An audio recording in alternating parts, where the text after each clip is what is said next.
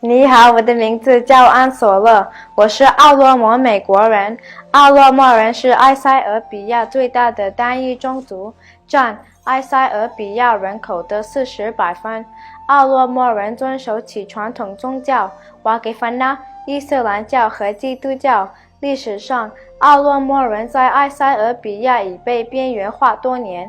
2020年6月29日，我最喜欢的奥洛莫歌手和挚爱的激进主义者哈扎鲁混德萨被杀死了。埃塞俄比亚政府部队立即杀死了数名抗议者，他们盗得了著名的反对派领导人，例如加Jawar Mohammed、Bekele Garba 和上万人，敦促埃塞俄比亚政府允许对哈扎鲁的事件进行独立调查，警告埃塞俄比亚政府停止逮捕和杀害平民，释放所有政治犯，停止资助埃塞俄比亚政府。谢谢，格拉特曼。